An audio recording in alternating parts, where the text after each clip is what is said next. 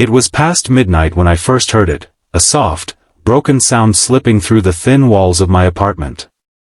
At first, I thought it was the wind or maybe the pipes rattling again, but then it came again, a muffled sob, raw and trembling, the kind of cry that carries years of pain in a single breath. It stopped me cold. I sat there in silence, heart pounding, listening.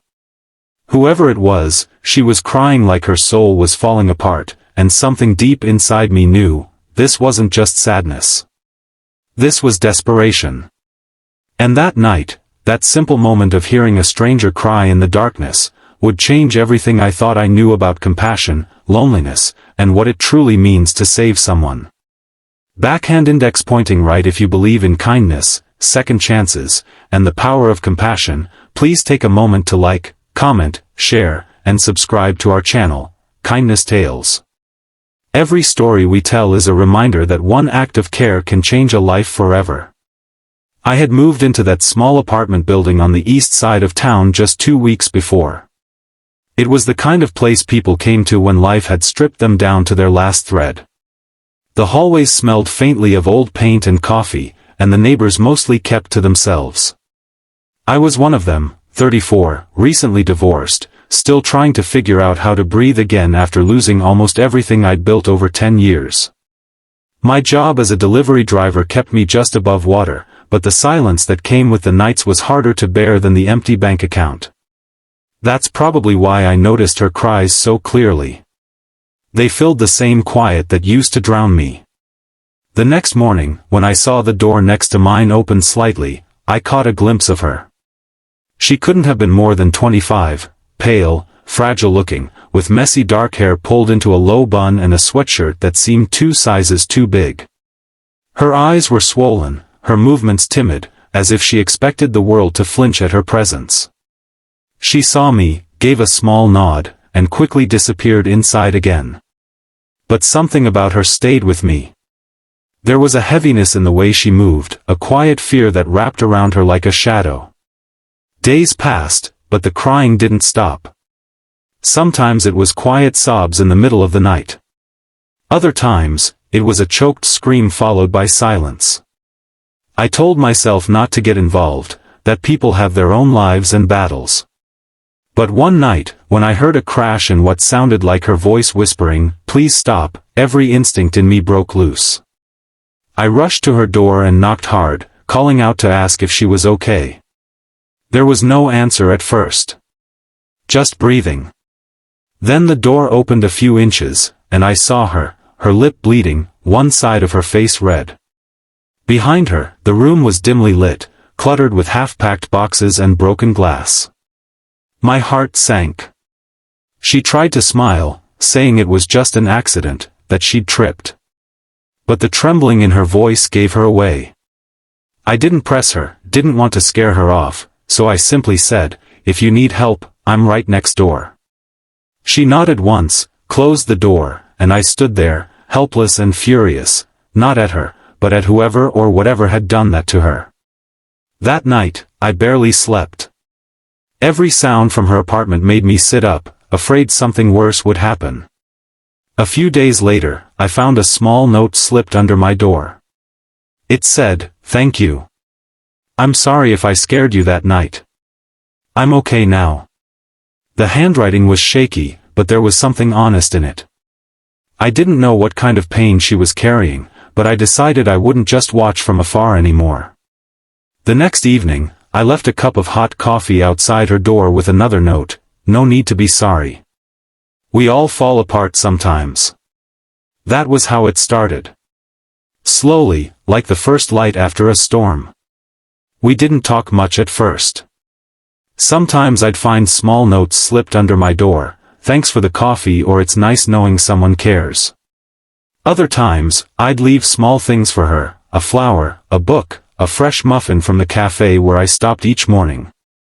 Weeks went by like that, and little by little, the crying stopped. I started hearing something else through the wall, faint laughter, the sound of music playing softly. And for the first time in months, I found myself smiling again, too. Eventually, we began meeting in the hallway. Her name was Emily, and she'd moved to the city to escape an abusive relationship. The man she'd been with had tracked her down once before, which explained the fear in her eyes and the bruises I'd seen that night. She told me she was trying to rebuild her life, working 2 jobs, saving up to move somewhere safer. There were moments when she'd break down while talking, her voice cracking under the weight of memories she couldn't yet let go of. I never pushed. I just listened. Sometimes, silence is the loudest form of support. Winter came early that year, and with it came something unexpected: warmth. We started spending evenings together, cooking small meals, talking about everything and nothing. I learned she loved painting but hadn't touched a brush since her ex destroyed all her canvases. So one night, I brought her a small art set I'd found at a thrift store. The look in her eyes when she unwrapped it, a mix of disbelief, gratitude, and something fragile, broke me in the best way.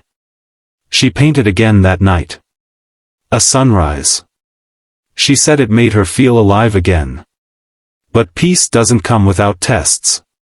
One night, I returned home from work to find her door open, the lights off. Panic surged through me. I called her name, rushed in, and found her sitting on the floor, shaking, holding her phone.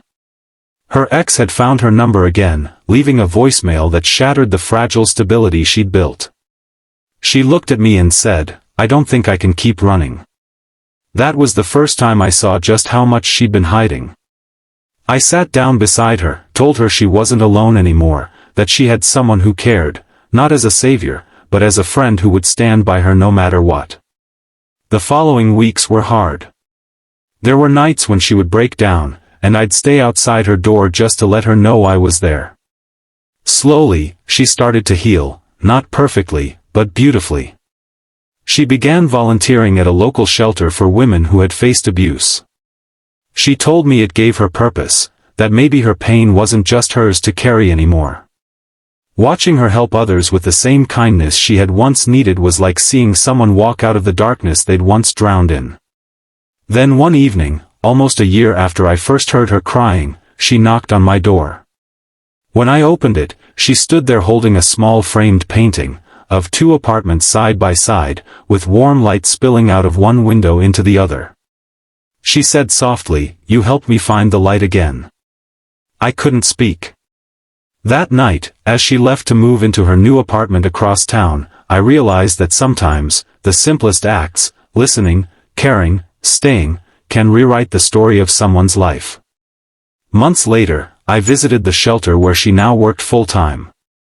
She had that same light in her eyes, stronger now, unbroken. We talked, laughed, and before I left, she hugged me and whispered, "That night saved me." But what she didn't know was that it saved me, too. Helping her had reminded me that even in our darkest moments, when life feels heavy and meaningless, we can still be the reason someone else chooses to keep going. And that's the kind of love the world needs more of. Red Heart, if this story touched your heart, please take a moment to like, share, and subscribe to Kindness Tales.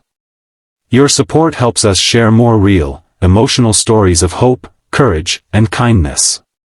Sparkle special request: tell us in the comments, have you ever helped someone when they needed it most, or did someone's kindness change your life? Your story might inspire thousands.